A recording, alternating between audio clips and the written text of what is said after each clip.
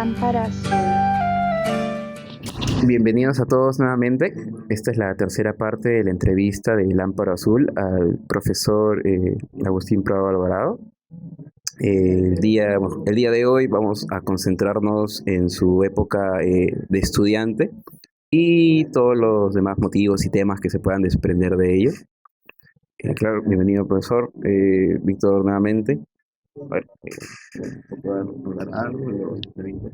Bueno, muchas gracias nuevamente por la invitación a este programa de Lámpara Azul. Y bueno, dispuesto a responder todas las interrogantes que ustedes quieran formular. Muchas gracias, profesor, y gracias a Carlos por la presentación. Pues sí, el día de hoy vamos a hablar sobre su época como estudiante, a la espera de que todas las preguntas que tengamos sean respondidas. Obviamente, si se puede, claro. Si no rayamos algún límite, pero no creo.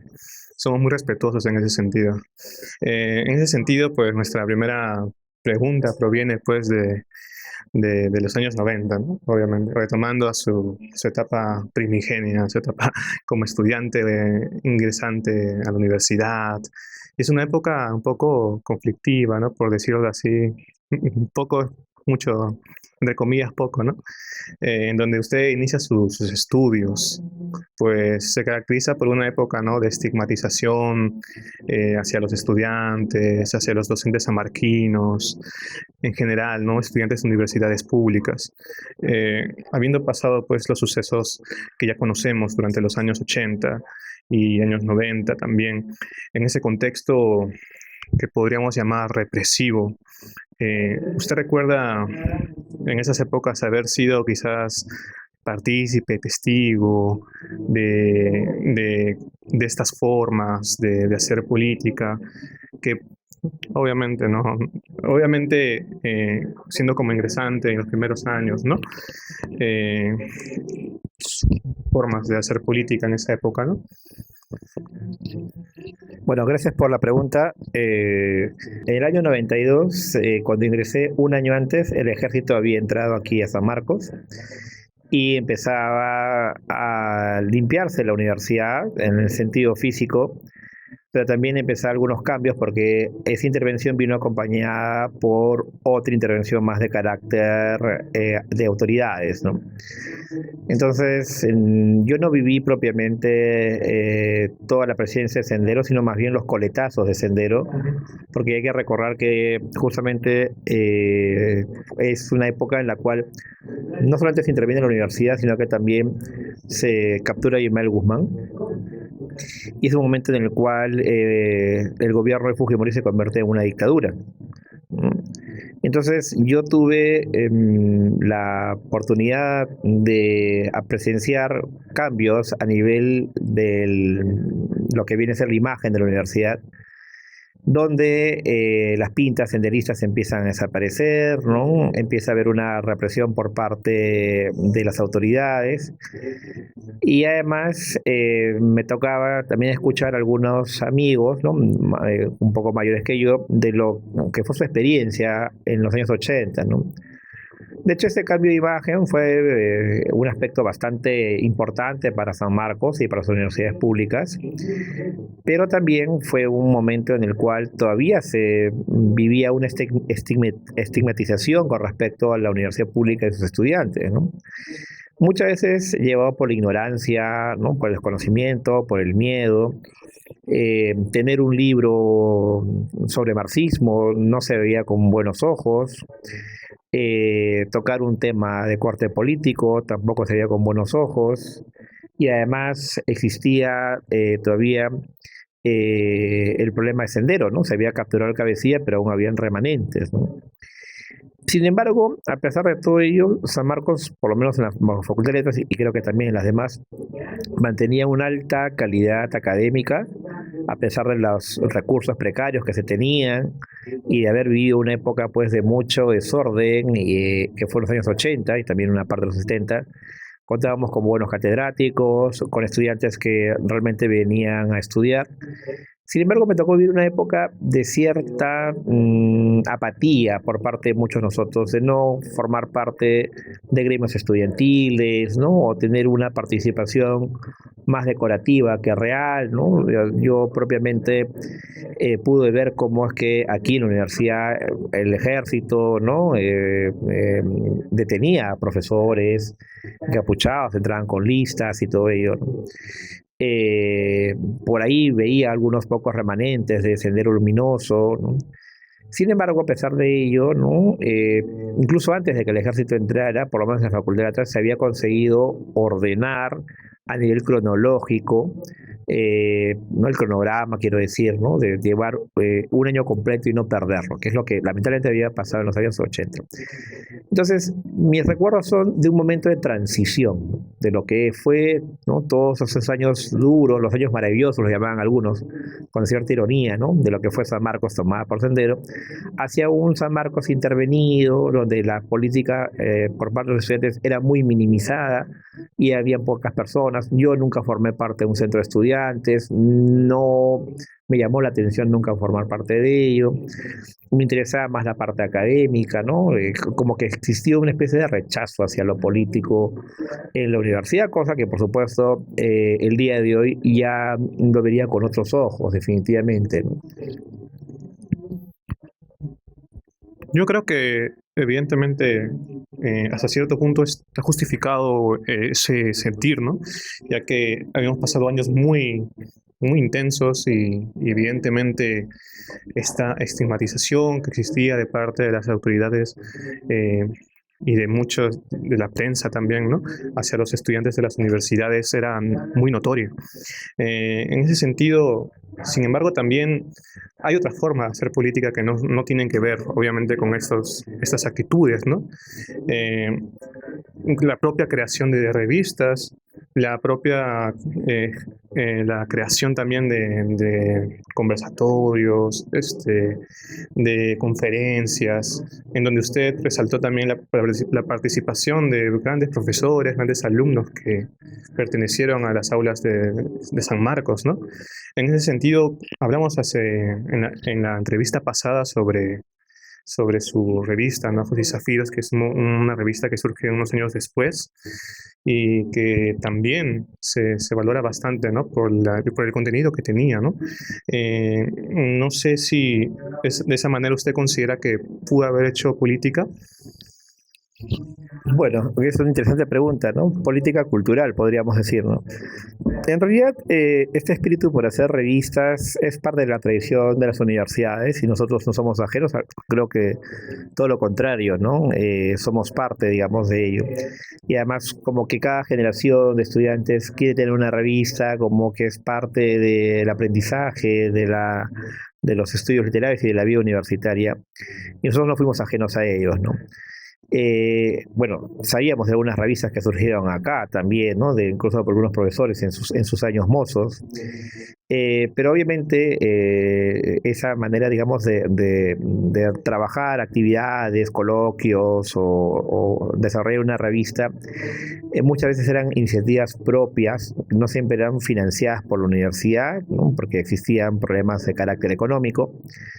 Y bueno, Ajos y Zafiros en realidad surge cuando yo prácticamente he egresado de San Marcos. Todavía habían algunos compañeros de la revista que aún estaban estudiando. Y lo que sí recuerdo mucho son las actividades, ¿no? Las actividades que incluso estuvieron en los años 80, ¿no? El año 92 que yo ingresé, se cumplía pues el centenario de Vallejo y había una comisión acá que organizó un encuentro sobre Vallejo. Hubo otro en la universidad particular, muy grande, pero aquí fue muy importante. Incluso se editó, lo pueden ustedes incluso conseguir hasta el día de hoy, ese libro sobre Vallejo que está publicado por el Fondo Editorial de nuestra universidad, ¿no? Con especialistas en Vallejo internacionales y por supuesto de nuestra casa de estudios. Entonces sí habían actividades, ¿no? O sea, de hecho, eso no es que haya estado ausente. Posiblemente en los años 80 haya tenido tal vez otro matiz, pero siempre existió. Y una persona que me enseñó a organizar actividades y eventos fue el profesor Marco Martos. con él se realizaban en el Instituto de Investigaciones Humanísticas muchas actividades que se llevaban a cabo en la Facultad de Letras y también en el Instituto Raúl Porras Barrenechea. Se organizó con él actividades sobre Jorge Luis Borges, sobre literatura japonesa, sobre las poéticas, ¿no? Y bueno, por la situación económica de la universidad, él me enseñó a organizar lo que se conoce como actividades costo cero, ¿no? Que obviamente hasta el día de hoy yo lo tengo presente, pero realmente yo le debo reconocer al profesor Marco su capacidad de poder llevar a cabo actividades donde incluso podían venir personas de afuera, especialistas en literatura peruana, ¿no? Entonces yo creo que eso siempre estuvo presente en mis años universitarios, incluso antes, y además, por supuesto, con amistades, amigos, ¿no? Y profesores que siempre fueron muy dispuestos a participar y todo ello, ¿no? Esa camaradería, esa comunidad sanmarquina, ¿no? Yo creo que estuvo presente, ¿no? O bien otros aspectos, definitivamente. Yo no lo vi tanto como una cuestión de hacer, mi forma de hacer política, ¿no? Yo lo vi como mi forma de hacer una vida universitaria, ¿no?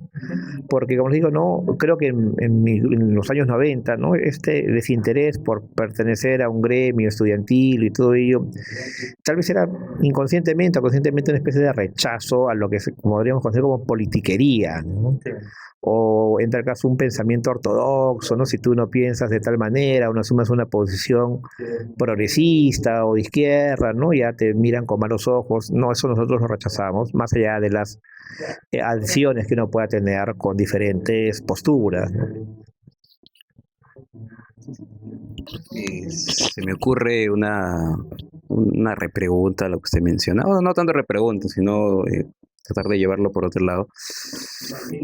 Recuerdo que en la entrevista pasada, la segunda, usted había comentado algo sobre, o yo noté cierta desconfianza hacia la literatura comprometida, ¿no? De la cual crea Vargas Llosa y otros escritores.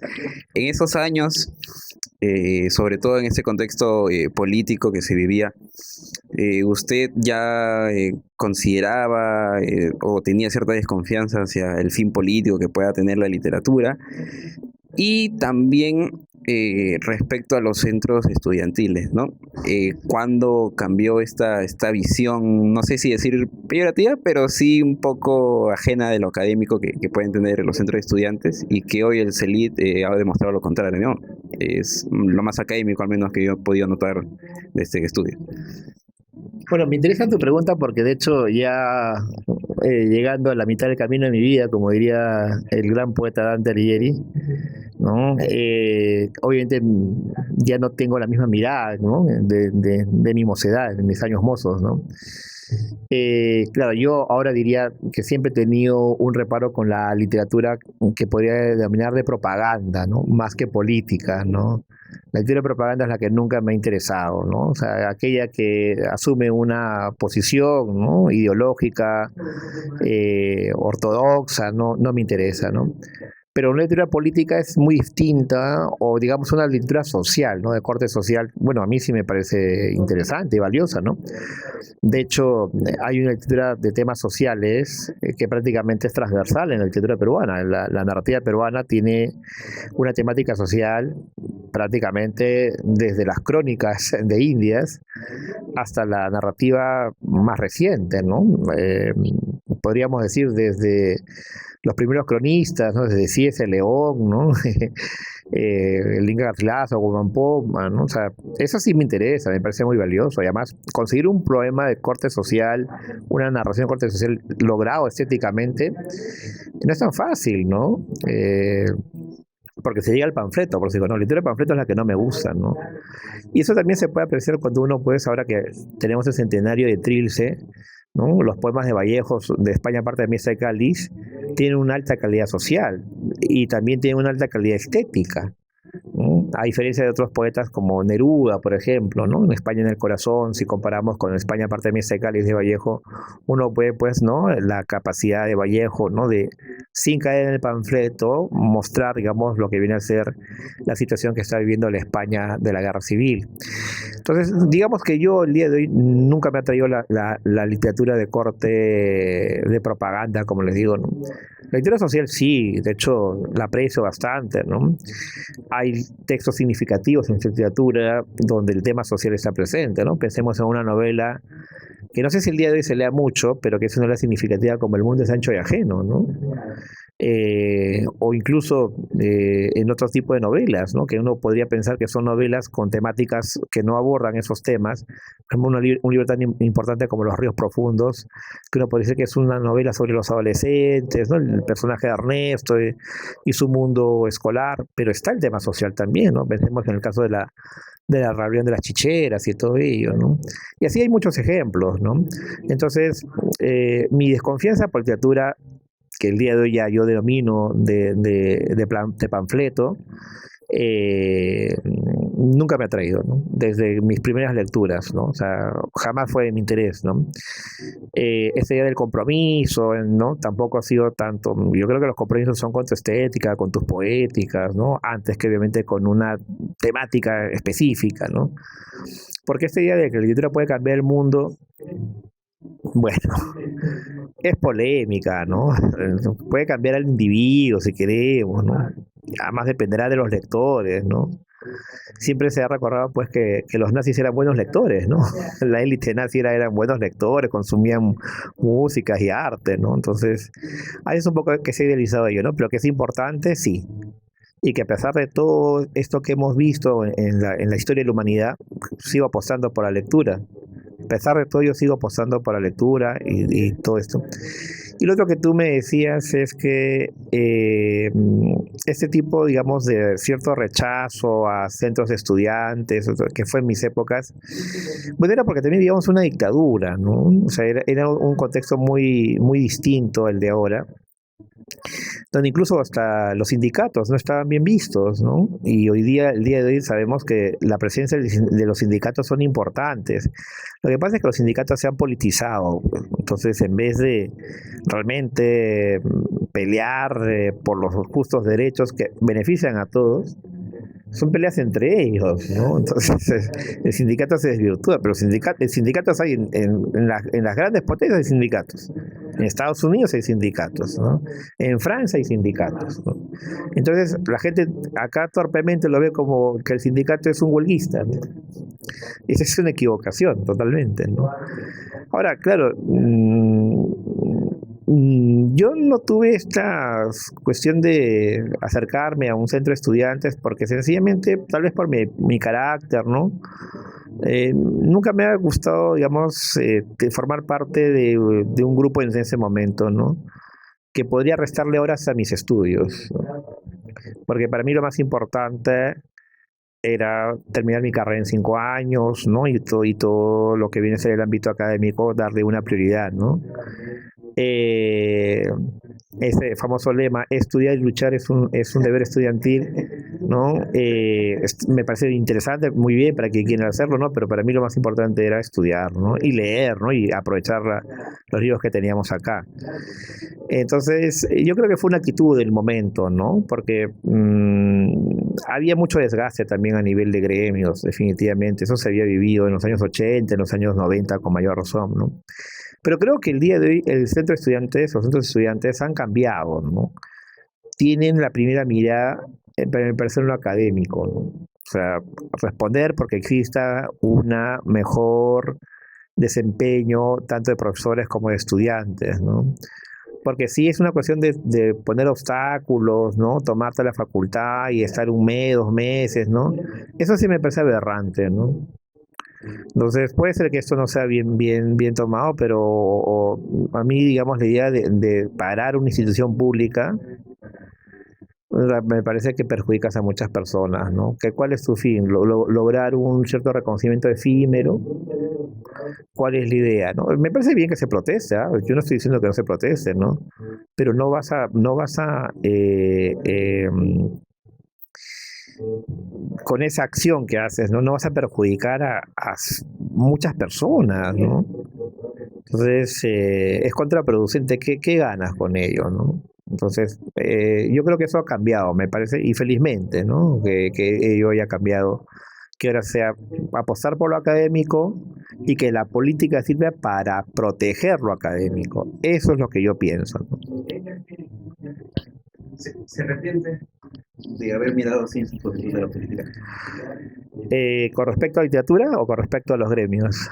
Con respecto a todo lo que sea política. No, no me arrepiento para nada, ¿no? O sea, no me arrepiento porque yo vine con un propósito a la universidad pública, ¿no? Vine con el propósito de formarme en la carrera de literatura, ¿no? No vine a hacer politiquería, ¿no? Política es otra cosa, ¿no?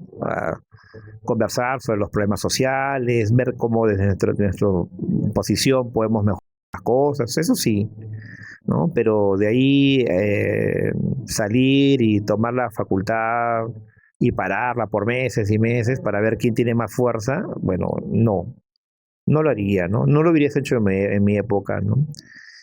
No me arrepiento para ello, ¿no? El deber de un estudiante es formarse académicamente y crear conciencia, eso sí, ¿no?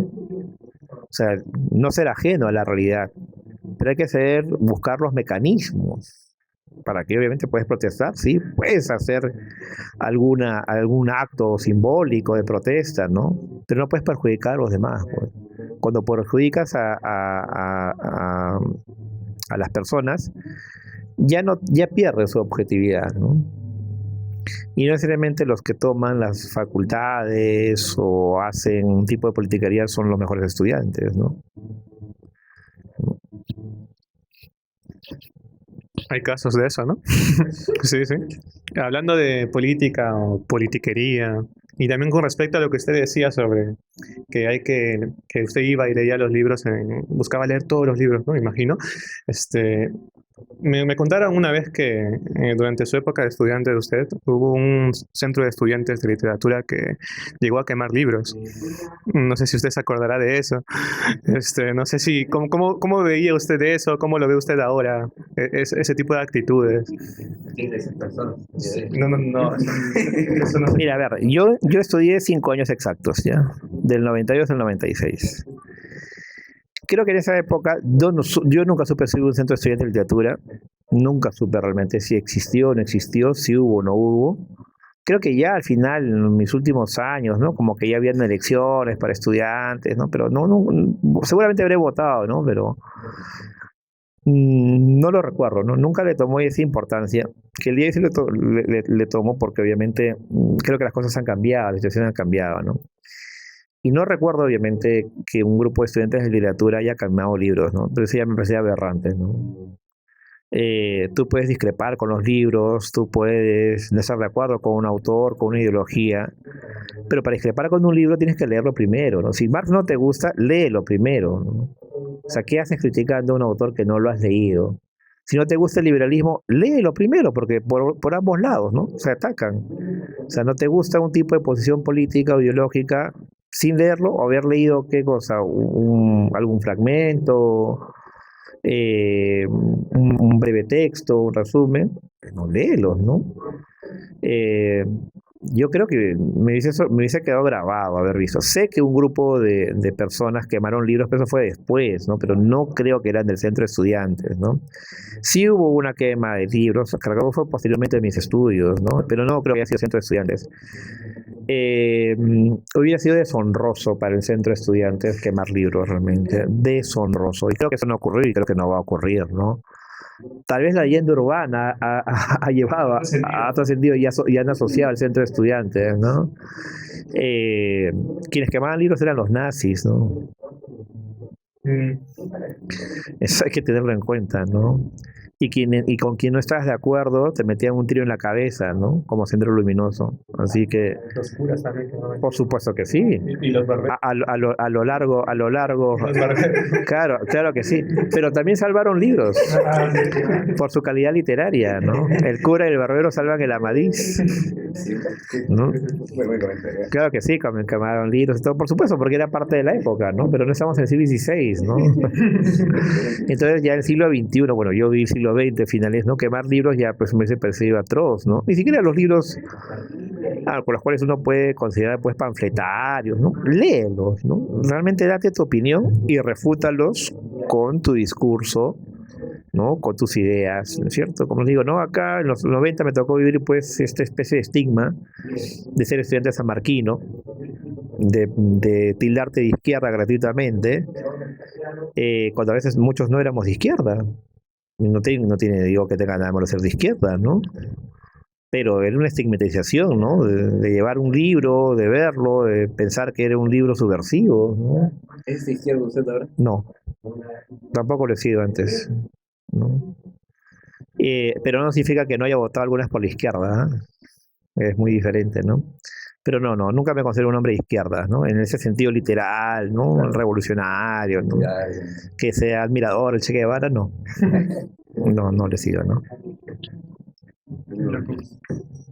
Justamente al respecto, bueno, todavía no, un poquito más adelante, quería preguntarle sobre Miguel Gutiérrez, ¿no? Pero creo que por ahora quería ahondar en otro aspecto, que ya que pues hemos investigado algunas de sus aficiones, sus pasatiempos, fuera del campo estrictamente literario, pero relacionándolo un poco, por ejemplo, la historia, ¿no? La historia.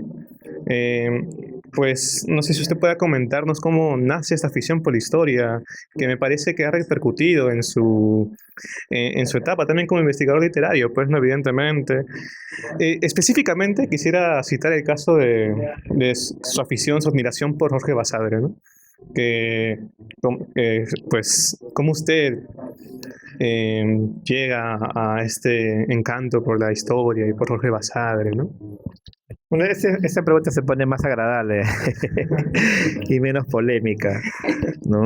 Bueno, primero quiero decir que obviamente por no considerar mi izquierda tampoco es que yo asuma, ¿no?, la posición de la derecha propiamente, ¿no? O sea, no es un aspecto así, ¿no? Sí. No, porque no es una dicotomía, ¿no? Y yo tengo una posición, por supuesto, de corte político y social, ¿no? Pero tampoco es, digamos, tan blanco y negro, ¿no? O sea, como digo, eso es un poquito para matizar, ¿no? Porque a veces es un poco como que dice, bueno, no eres de izquierda, eres de derecha, ¿no? Bueno, tampoco es así, ¿no? Eh, Puedo asumir posiciones de izquierda, como también puedo aceptar que es importante ciertas posiciones liberales, ¿no? Que también hay otra desinformación, porque acá hay un sancochado, ¿no? El marxismo lo ponen en un solo saco, donde incluyen hasta Sendero Luminoso. Liberal lo ponen en un solo saco, cuando hay neoliberales, fascistas. Entonces, sencillamente es la comedia de las equivocaciones, ¿no? Y sencillamente por no leer, por no distinguir, porque obviamente no es lo mismo un liberal que un neoliberal, ¿no? O un fascista, ¿no? Y tampoco es lo mismo un marxista, un gramsciano, un mariateguista, son cosas diferentes. Pueden tener cosas en común, definitivamente, puntos de partido en común, pero no todo es un revoltijo, ¿no?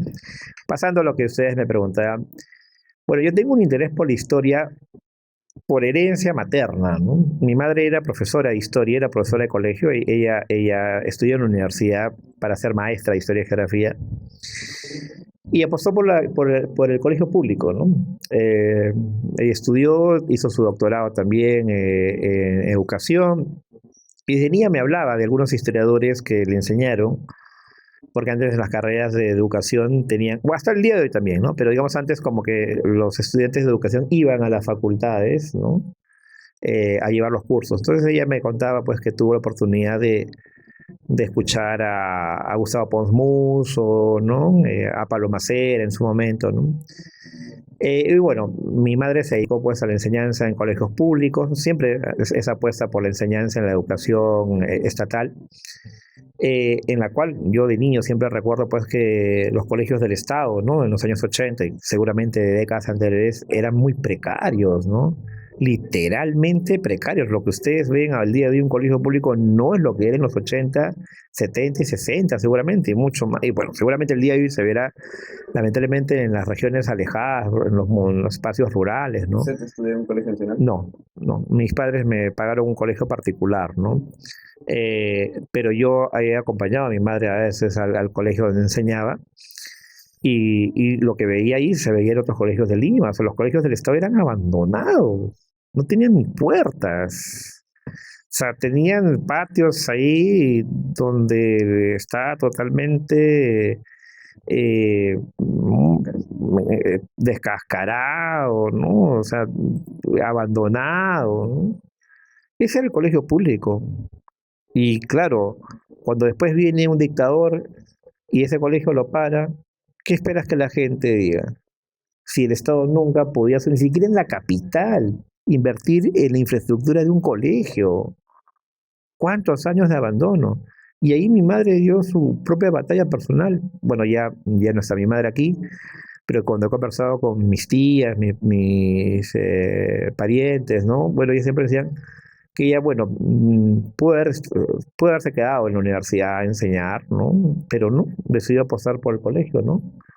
Y en mi casa siempre hubo libros. Entonces yo tuve la oportunidad de crecer en una casa con libros, principalmente por mi mamá.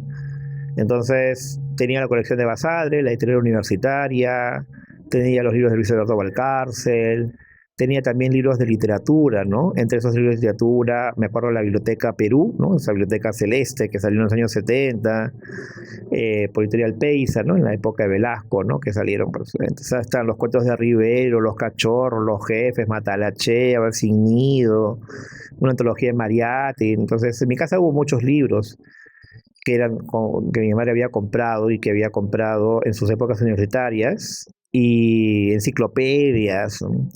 Incluso había un Quijote para niños, ¿no? Que teníamos y que fue lo primero que se me quedó en la cabeza, ¿no? Esas imágenes. Era un Quijote para niños, pero que respetaba casi todos los capítulos, ¿no? En 2 volúmenes, me acuerdo, una editorial española.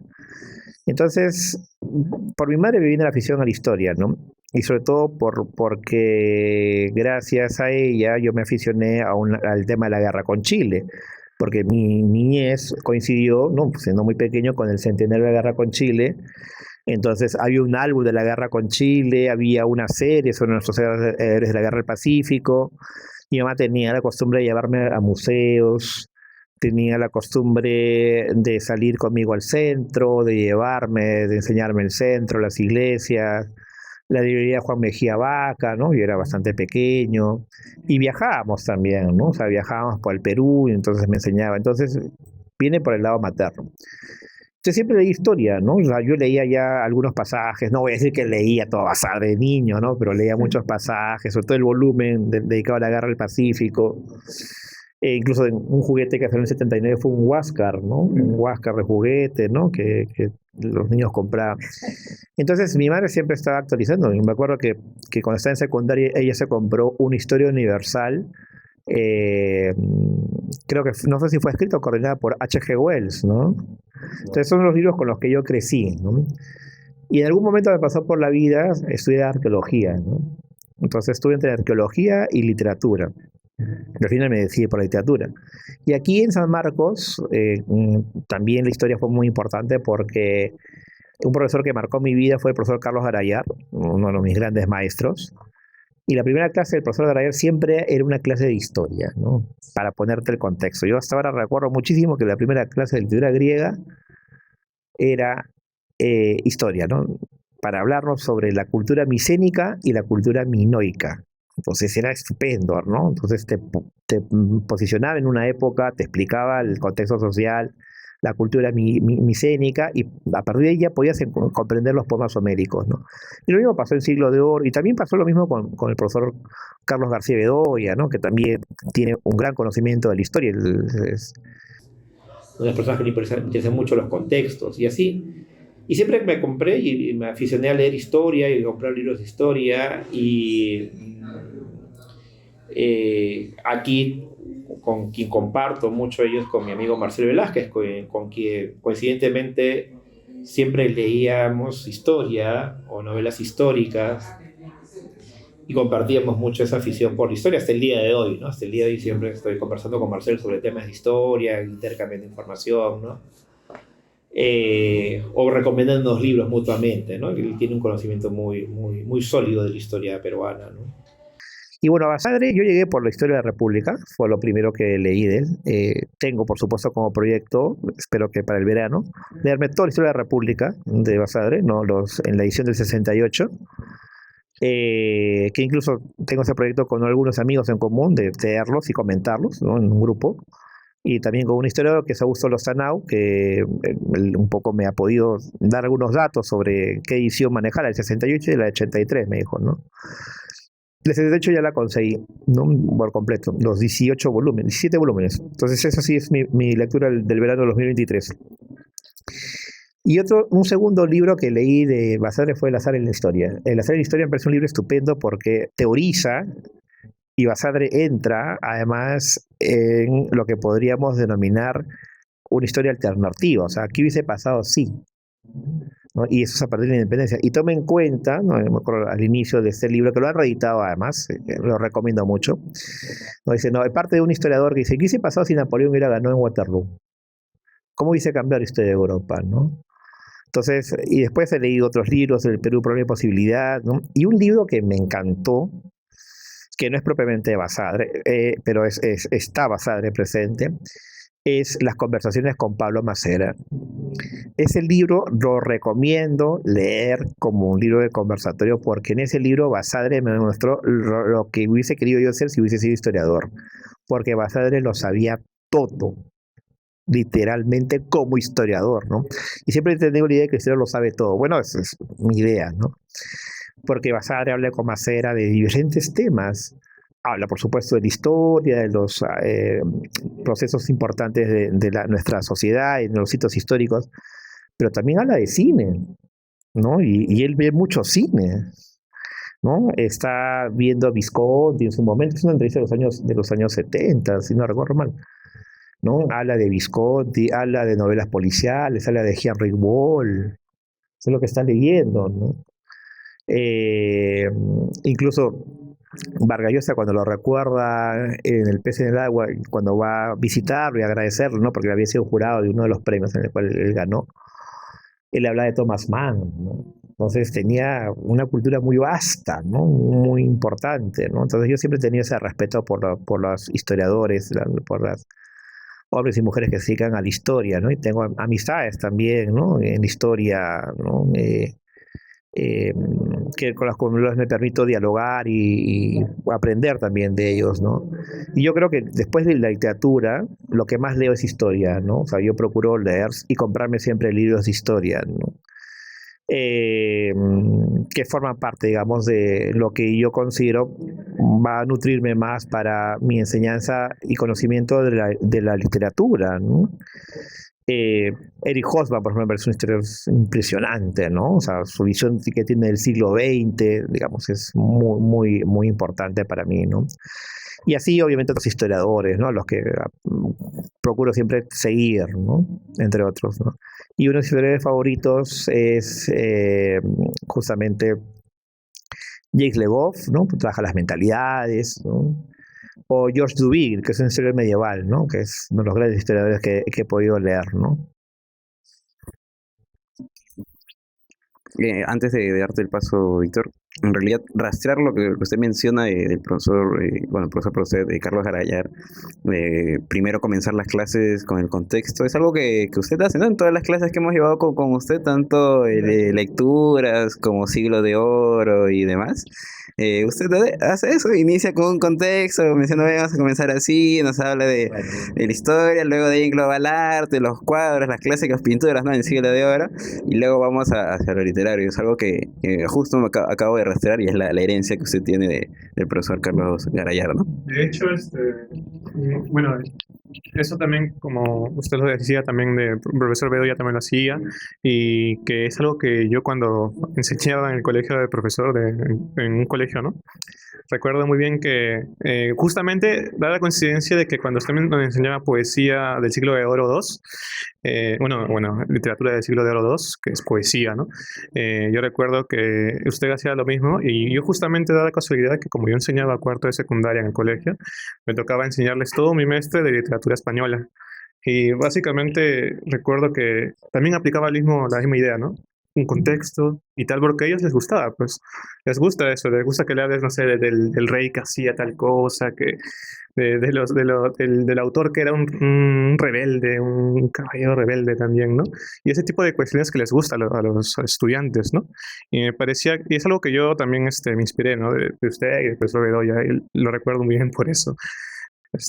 Y bueno, No sé si tienen algún comentario al respecto. Bueno, de hecho lo que yo hago es definitivamente algo muy modesto, ¿no? Frente a lo que hacía el profesor Carlos Garayar y el profesor Carlos García Bedoya, ¿no? Que son dos personas pues con una sapiencia, ¿no? Muy amplia, ¿no? Obviamente yo apenas, ¿no? Un modesto seguidor de sus pasos, ¿no? No, el tópico, ¿no? Pero sí, yo creo que son cosas que me marcaron, ¿no?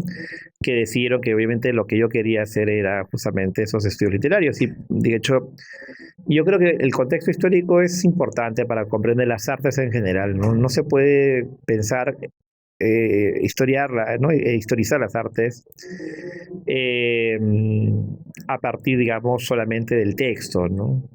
Sino comprender un contexto histórico y cultural. Obviamente con esto no estoy cayendo o quiero decir que el biografismo como interpretación es importante, ¿no? Pero sí te ayuda a comprender las mentalidades, las formas de pensar, las poéticas, ¿no? Las estéticas de su momento. Y yo creo que para mí, digamos, ese ejemplo que he tomado del profesor Garayar y del profesor Carlos García Bedoya me ha permitido tener una mirada mucho más amplia, ¿no? Porque esos contextos también te permiten comprender cómo es que se recepcionaba la literatura en su momento, ¿no? Cómo es que se leía la literatura en una época, ¿no? Entonces, y que muchas veces nos damos cuenta de que no son tan distintas a nuestras formas de leer y pensar, ¿no? Pues en el siglo de oro había un tipo de teatro que era dirigido para un público masivo y respondía a lo que el público quería, que es lo que es el lector del vulgo. Y había un tipo de literatura que un tipo de lector más ilustrado, ¿no? Más, con más lectura, más exquisito, ¿no? Que es el lector discreto, ¿no? Entonces, cuando uno crea categorías, ¿no es cierto? Eso es parte de la historia de la humanidad, ¿no? De la historia de la literatura, ¿no?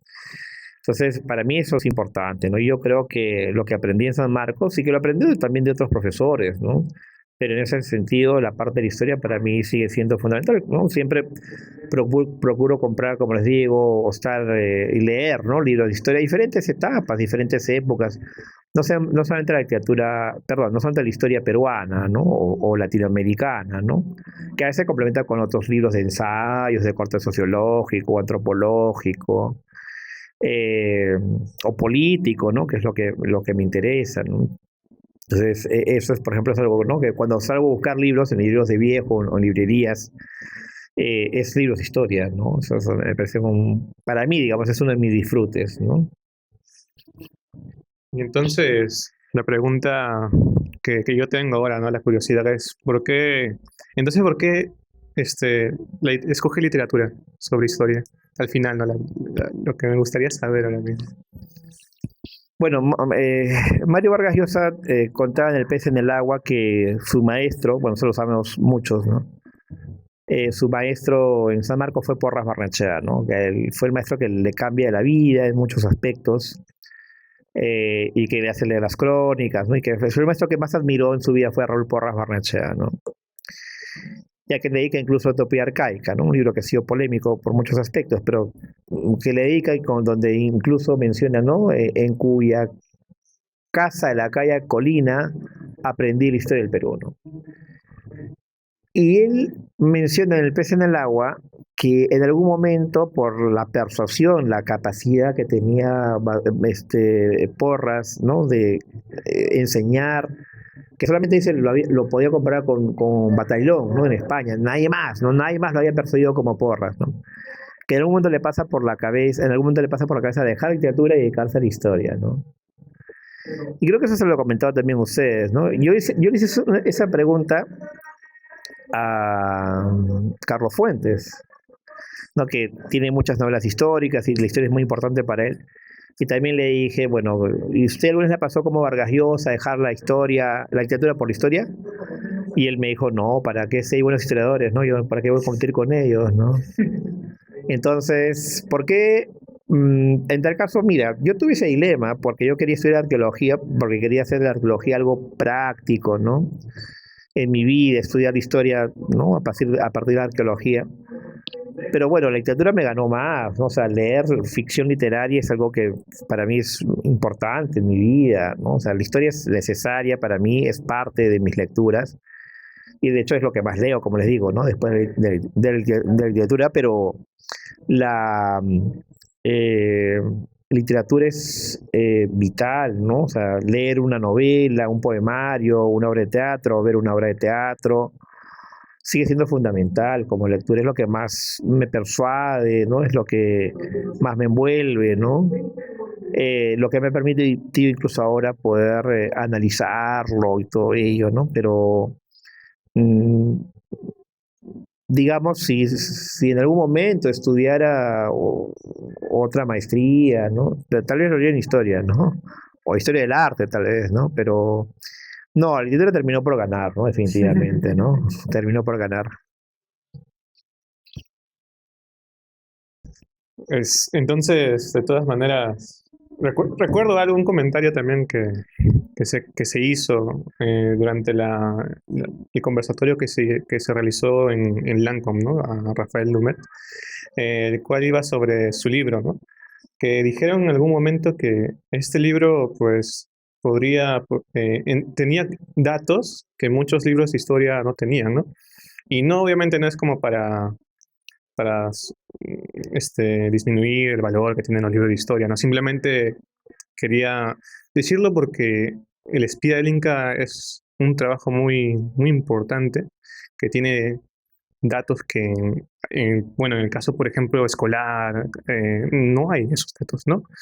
Como se hablaba un poco sobre Manco Cápac y Mama Ocllo, que es algo que nos cuentan bastante en las escuelas y que realmente no parece así, ¿no? No es simplemente una adaptación en base a la tradición eh, judio-cristiana, ¿no? Y son datos que en el libro El espía del Inca sí lo aclaran, ¿no? Y por ahí quizás este aspecto histórico, ¿no? Que se encuentra tanto en la literatura, eh, es algo que pues no podemos negar, obviamente. Y no sé usted, profesor, cómo ve este comentario que se realizó en ese momento, ¿no? Bueno, yo lo veo muy válido, pero vamos a extenderlo, ¿no? De hecho, el espía del Inca nos presenta pasajes, ¿no? Acontecimientos que por supuesto no están en los libros de historia tradicionales de la historia prehispánica o la misma conquista, porque bueno, igual como toda ficción literaria hay licencias, ¿no? O sea, el autor también se permite imaginar lo que la historia no te ha contado, ¿no? Que son reflexiones que vienen desde la antigüedad, ¿no? Desde el mismo Aristóteles. Entonces, claro, siempre una narración literaria por su capacidad de construir tramas, envolverte con los personajes, ¿no? Es más persuasivo hacia un lector que un libro de historia, porque dependerá, pues, si el libro de historia, ¿no? La prosa del historiador, ¿no? Cómo ha desarrollado el tema, si es ensayístico, si es narrativo, ¿no? Entonces eso a veces puede ser una especie de cierta, digamos, discurso diferente, ¿no? Para un lector, ¿no? Ya. En cambio, una narración siempre tiende a envolverte, ¿no? Una buena narración.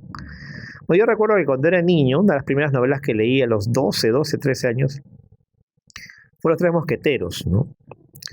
Y obviamente ahí aparecía pues parte de la historia de Francia, ¿no? Porque teníamos estos personajes de los mosqueteros, ¿no? Athos, Porthos, Aramis y D'Artagnan, que vivían en la época de Luis XIII y del cardenal Richelieu, ¿no? Entonces yo supe muchas cosas de la Francia de los Luises por esta novela.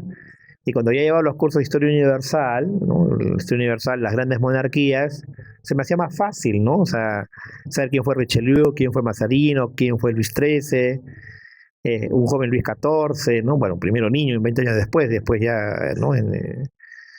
Joven, digamos, ¿no? En el Vizconde de Bragelón. Entonces, de hecho, la novela histórica te permite entrar en una época y por lo menos, aunque no te dé datos ciertos muchas veces, te permite registrarlo en tu memoria, ¿no? O sea, darte una idea de cómo fue una época, ¿no? Cómo es que obviamente el autor ha retratado un periodo determinado, ¿no? Y esto a mí me pareció, digamos, muy importante, ¿eh? Porque las novelas históricas siempre van a abrirte mundos posibles, ¿no? no tienen que respetarse, obviamente, y tendrá la capacidad, ya pues el lector, ¿no? De asimilarlo y por supuesto siempre con ciertos matices, ¿no? Porque de hecho, si tú quieres una fuente real, bueno, puedes ir a los libros de historia, que además no siempre es que te den un dato fidedigno, ¿no? Porque hay versiones en la historia, ¿no? No hay una sola verdad histórica, ¿no?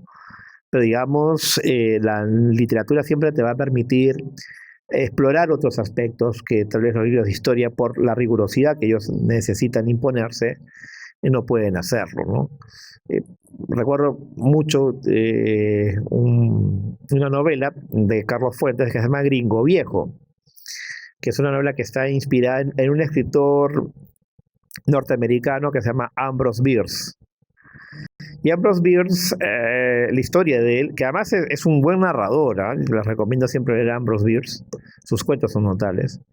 Entonces Ambrose Bierce era un escritor que en un momento, al comienzo del siglo XX, decide irse, ¿no? Se va, parece que cruza la frontera de Estados Unidos, se va a México, hacia más o menos 1910, un poco más, ¿no? Pero ahí comenzando el siglo, y se pierde en el camino. Y nunca se supo nada más de Ambrose Bierce, se perdió, ¿no? Pero Ambrose Bierce existió, está en sus libros, está registrado, pero se pierde. ¿Y qué es lo que hace Carlos Fuentes? A partir de ese dato, de que Ambrose Bierce se pierde, imagina que él va en busca de Pancho Villa, ¿no? Y se encuentra con un general, ¿no? Que también es villista, y empieza la trama con este general, y finalmente se desvía del camino, ¿no? Pero su obsesión de él es ir donde está Pancho Villa, ¿no? Porque quiere estar cerca de los revolucionarios, ¿no? Y la novela es la recreación que le da Carlos Fuentes a la vida de Ambrose Bierce, que obviamente no es real, ¿no? O sea, a él imaginado. Entonces, usar un contexto histórico, un hecho de un personaje, para imaginar, ¿no? Entonces, yo creo que eso es lo que te permite la novela, ¿no? Que la narración, la literatura en general, no solamente la novela, ¿no? Incluso el teatro histórico, ¿no? O sea, uno a veces puede tener más en su cabeza al Julio César de Shakespeare, ¿no? Que al de un historiador latino, ¿no? Entonces, hay que también tener en cuenta ello, ¿no? Sí, pues, porque evidentemente a las personas les gustará, pues, ¿no? Les parecerá más agradable leer la historia de Julio César de Shakespeare, ¿no? Pero bueno, tenía una duda y ahora sí pasando a las preguntitas finales, ¿no? Pero no quería dejar de preguntar su opinión con respecto a la obra de Miguel Gutiérrez, ¿no? Claro. Que era una pregunta que usted me dijo, recuerdo que en la segunda entrevista que le hicimos, nos dijo, ¿por qué no me preguntaron por Miguel Gutiérrez, no? Y ahora la hago, ¿no? ¿Cuál es su opinión con respecto a Miguel Gutiérrez, ya que estamos hablando de estos aspectos históricos, sociales, ¿no? Y ya que esto está tan marcado, Miguel Gutiérrez.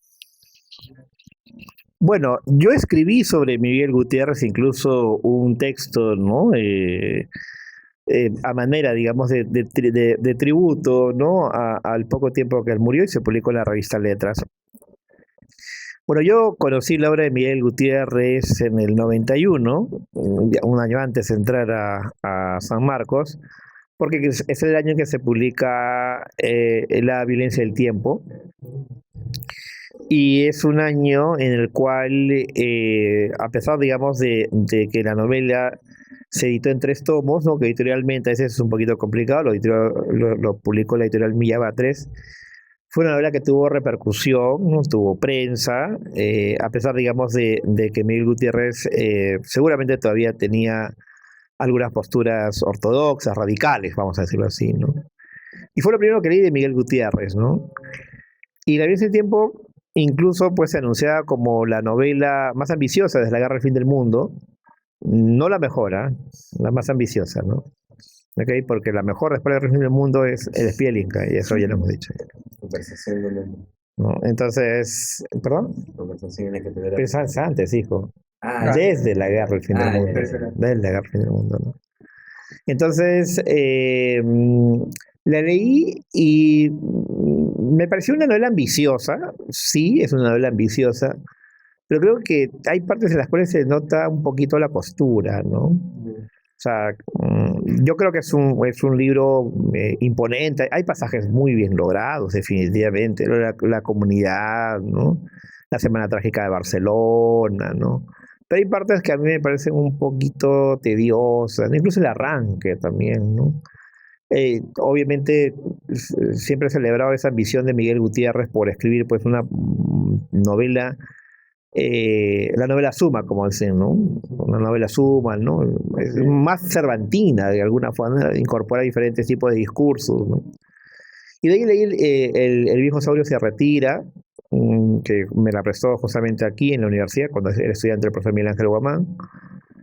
Y no me gustó mucho el viejo Saurio se retira, ¿no? Más bien cuando ya me reconcilio con Miguel Gutiérrez, o sea, cuando termino de apreciar todas sus dotes narrativas, que no digo que no las tuviera antes, es cuando leo Babel el Paraíso, ¿no? Que me parece un libro muy, muy significativo, muy bien logrado, ¿no? O sea, es una trama, además, que ocurre fuera de un contexto peruano. Y a partir de ahí empecé a leer más a Miguel Gutiérrez, leí El Mundo sin Hochschild, en fin, ¿no? Y de ahí me hablaron de una novela de él que era Hombres de Caminos, que también me gustó mucho, ¿no? Después del Mundo sin Hochschild. Y de hecho sí, yo creo que Miguel Gutiérrez además no solamente es un buen narrador, también es un interesante ensayista, ¿no? Bueno, claro, tiene un ensayo polémico, por supuesto, pero celebración de la novela o sus ensayos, ¿no? Que él publicaba, eran muy interesantes, ¿no? O sea, de hecho yo creo que es un autor al que hay que prestarle más atención. Es un narrador muy, muy valioso en muchos aspectos. Y que obviamente debería seguir difundiéndose, ¿no? O sea, yo creo que sí. Como digo, ¿no? Celebración de la novela me parece un libro muy interesante, ¿no? Su acercamiento a la novela como lector, el viaje a China que cuenta, que es notable, ¿no?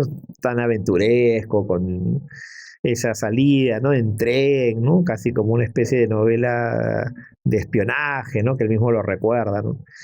Y claro, lo que me gusta de Miguel Gutiérrez es que a pesar de haber sido un militante, ¿no? Marxista, comprometido, él siempre separó las aguas, ¿no? O sea, la literatura no tenía que ser un panfleto, ¿no? Él podía discrepar con muchos aspectos culturales, sociales, con diferentes escritores, pero también podía discrepar con aquellos que creían, ¿no? Que la literatura debía cumplir exclusivamente un fin social, ¿no? Él no creía propiamente en un realismo socialista, ¿no? No, yo creo que él creía en la capacidad que tenía la literatura, la novela principalmente, ¿no? De conseguir diferentes registros, ¿no? Entonces yo creo que sí, a Miguel Gutiérrez yo lo he valorado bastante. No creo que la Virgen del Tiempo sea una novela a diseñar, para nada, por lo que he comentado. Yo creo que es una novela ambiciosa, pero desde mi gusto creo que hay partes, ¿no? Que no tienen el mismo logro, ¿no? O sea, no es una novela que esté lograda casi uniformemente, ¿no? Creo que hay pasajes muy logrados y creo que incluso la visión misma de la novela es atractiva, ¿no? O sea, un autor que obviamente haya utilizado a la familia Villar, ¿no? Para contar gran parte de la historia del Perú, digamos, es uno de los aspectos que debemos reconocer y debemos hacer leer más a Miguel Gutiérrez, ¿no? De hecho, yo te estoy escribiendo un pequeño ensayo sobre Hombres de Caminos, ¿no? Y entonces la tercera o cuarta novela, pero La Violencia del Tiempo, no, no, ¿qué? O sea, la tercera novela más importante, la primera era pero la primera, para mí, la guerra o cómo se llama? La Guerra, el fin del mundo, La ¿no? segunda. De las novelas peruanas, Claro. muy bien, para mí las cuatro novelas de Vargas Llosa, o cinco novelas, son La Guerra, el fin del mundo, Conversación, La Casa Verde, Recibir los perros, ¿no? Y La Fiesta del Chivo, ¿no? Otras cinco novelas, ¿no? ¿En qué- ¿Dónde entra el spelling y dónde entra la guerra del fin del mundo? ¿Dónde entra? No, no, ¿Cuál? la violencia del tiempo. Ah, perdón, la violencia del tiempo y dónde entra el spelling. No, yo no creo que La Violencia del Tiempo se compare con La Guerra, el fin del mundo. O sea, La Guerra, el fin del mundo es muy superior, ¿no? Pero sí, de lejos, ¿no? De lejos, ¿no? O sea, creo que La Violencia del Tiempo es una novela ambiciosa, sí, pero que sea La Guerra, el fin del mundo, no. Ambiciosa. La otra es una obra maestra. Es muy diferente, ¿no? O sea, no creo que esté al alcance, ¿no? O sea, para pedirte con La Guerra del Fin del Mundo tienes que meter pues con las grandes novelas, ¿no? O sea, te estoy hablando del siglo XX, ¿ah? Y no va por ahí, ¿no? O sea, yo creo que es una novela importante, ¿no? Pero un gran esfuerzo titánico, ¿no? Pero La Guerra del Fin del Mundo es una novela perfecta casi desde el comienzo hasta el final, ¿no? Una pieza tan bien construida, ¿no? Con los personajes, que esa galería de personajes tan extraordinarios que te presenta, el León de Natúa, ¿no? Joe Satán, la historia que te va remontando desde el comienzo te va envolviendo. Yo creo que es, para mí, hay mucha distancia entre la guerra del fin del mundo y el inicio del tiempo, no. Entonces tendrías que ya ir pues con las grandes novelas peruanas, ¿no? Pero pues, tipo El Monte Sancho de Ajeno, Los Ríos Profundos, ¿no?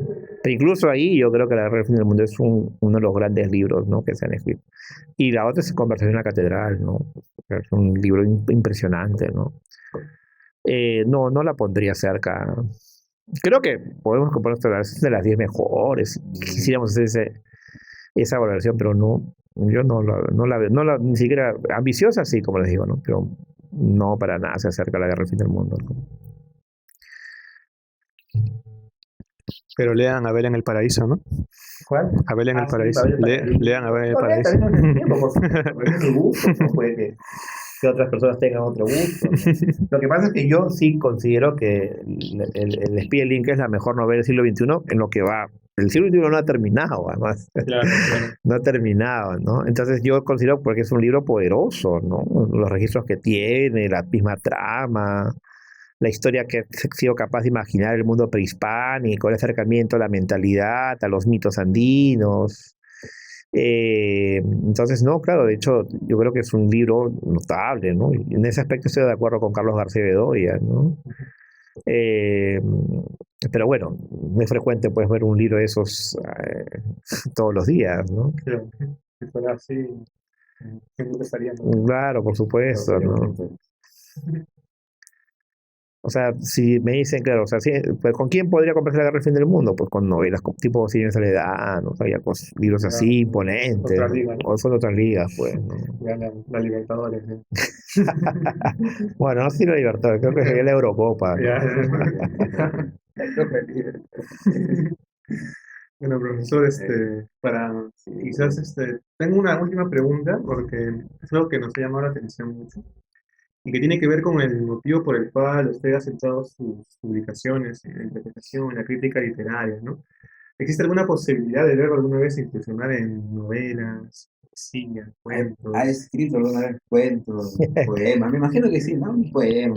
Bueno, sí he escrito ficción, ¿no? No he descartado escribir y seguir escribiendo, ¿no? No lo he publicado, ¿no? Obviamente, ¿no? Pero tal vez en algún momento ya me anime a sentarme y a terminar algunos esbozos que tengo por ahí, ¿no? Porque siempre se te vienen, ¿no? Alguna vez he garabateado algún poema, ¿no? Pero realmente me gustaría tener tiempo para ello, ¿no? ¿Hacia dónde apuntaría, más o menos, una novela suya? Un cuento. Cuento, novela. Lo que sea. Bueno, a mí me gustaría escribir una novela picaresca, por ejemplo, ¿no? No es algo que lo he pensado mucho, ¿no? Incluso los amos, ¿no? En el Perú, en Lima, ¿no? El libro. En la Lima virreinal, ¿no? Así me gustaría, ¿no? Una novela picaresca, ¿no? Pero vamos a ver los tiempos, ¿no? Incluso tengo ya el personaje, ¿no? Que todavía estoy viendo más o menos, ¿no? Donde, cómo sería, ¿no? Entonces, eso sí me gustaría, ¿no? Bueno, que también me salga, no lo sé, ¿no? Pero sí me gustaría escribir una novela picaresca, ¿no? Sorpresa como Rafael, ¿no? Leer novela y... No sé, no creo, no creo, no, jamás, no, yo no creo, no hay nada. Acaba el siglo XXI. No, yo creo que Rafael ha escrito una gran novela y yo creo que es difícil que alguien, ojalá que alguien consiga esa cima otra vez, ¿no? No, lo que yo garabatearé después, no sé si se leerá, no se leerá, ¿no? A lo mejor no tiene mucha importancia, ¿no? Eso lo decirán los lectores. Bueno, si es que me doy el tiempo también, ¿no? Claro. Vamos a ver un poco eso, ¿no? Entonces, ¿usted cree que, pues, bueno, estamos comentando un poco sobre este motivo por el cual usted ha centrado sus publicaciones en interpretación, crítica, ¿no? Pero He escuchado muchas veces a otros compañeros que comentan, ¿no?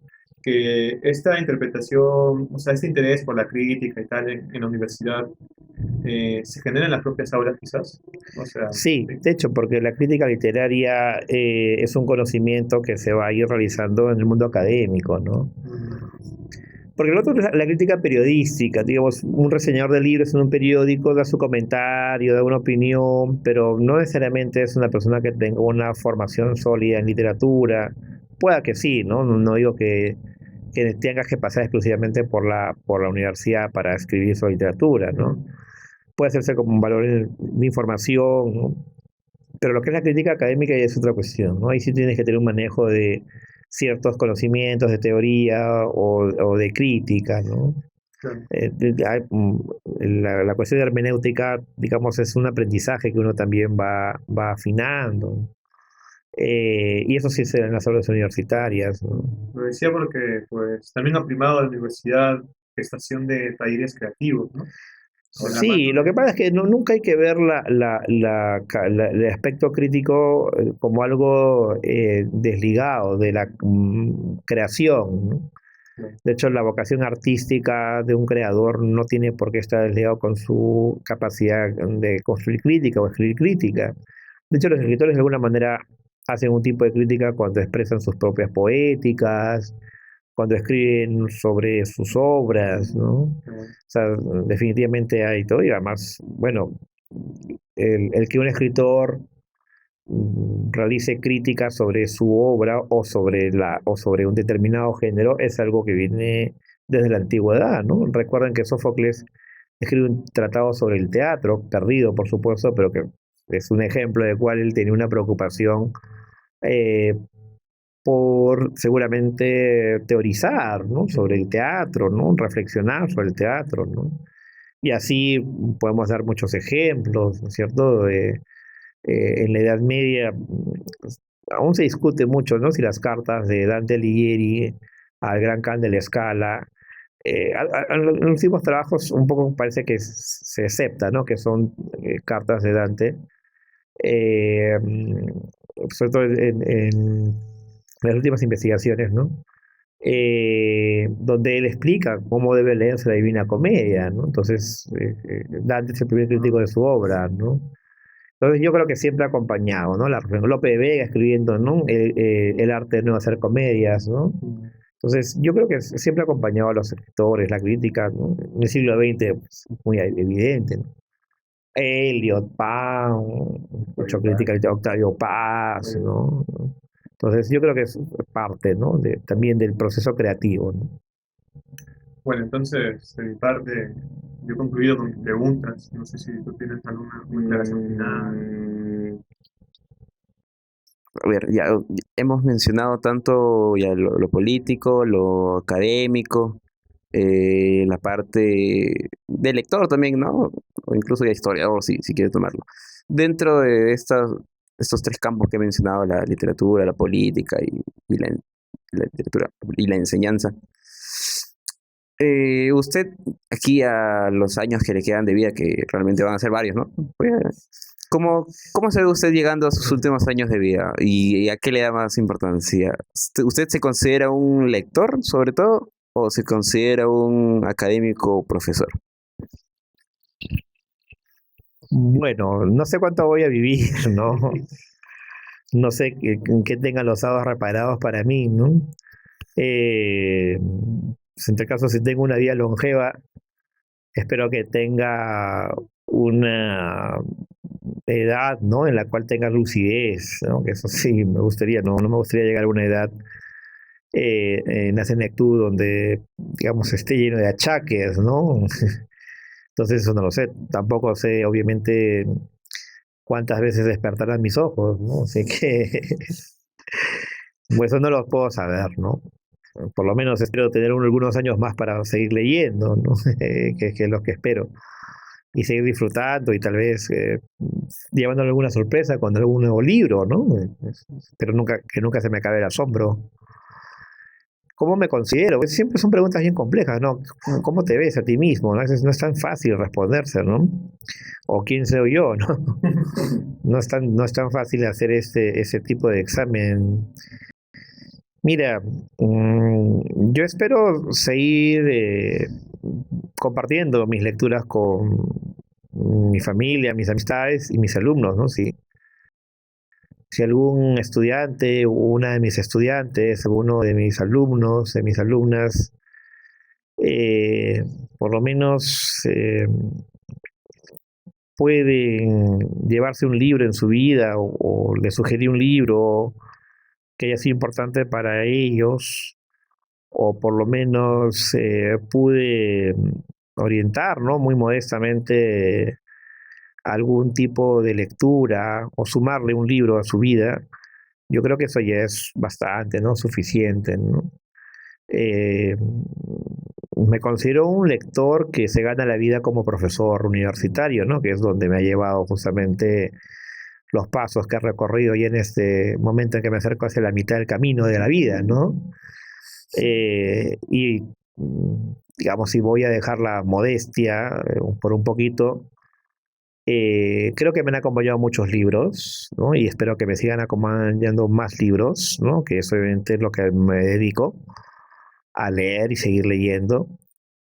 Y espero que obviamente estas lecturas también las pueda seguir compartiendo con todas las personas que me rodean, tanto en la universidad como en mi mundo familiar, ¿no? Si las personas a las que alguna vez les sugerí un libro, ¿no? Y para ellos es importante, yo creo que ya estás recompensado, ¿no? Sea el Quijote, sea una novela picaresca, sea una novela contemporánea, sea un poema, sea una novela de teatro, sea un cómic, o sea que vayan a ver una película, ¿no? Que me gustó y que la compartí, ¿no? O sea, sencillamente ello, ¿no? Y nada más. No hay forma de verlo haciendo política. Es que para hacer política tienes que asumir una responsabilidad también, ¿no? O sea, si tienes que hacer política, yo creo que tienes que asumir que tienes que tener la seriedad de hacerlo. Y obviamente yo pienso que tiene que también tener en cuenta que vas a entrar a servir, no que te vas a atornillar ahí, ¿no?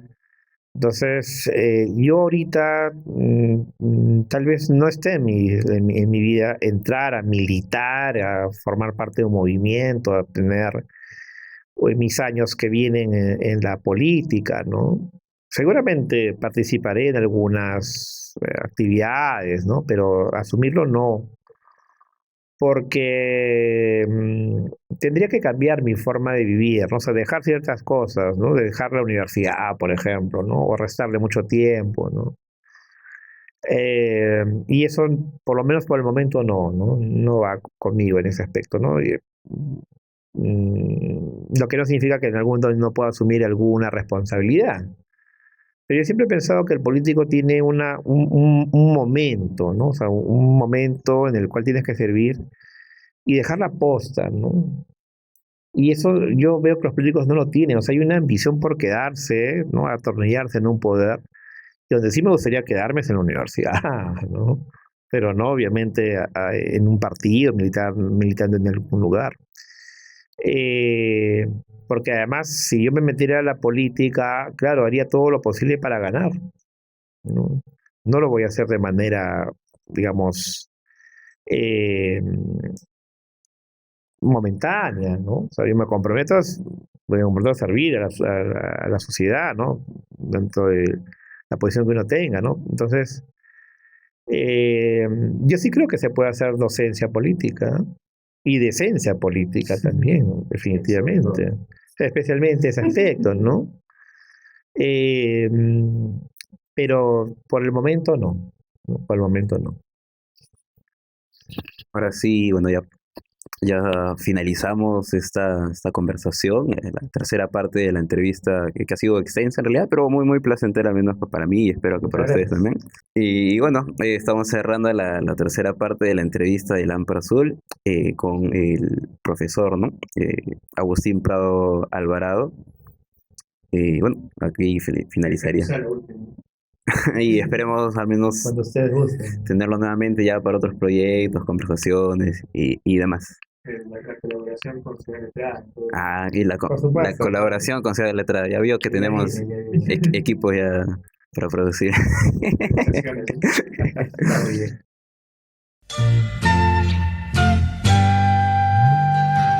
Lámpara azul.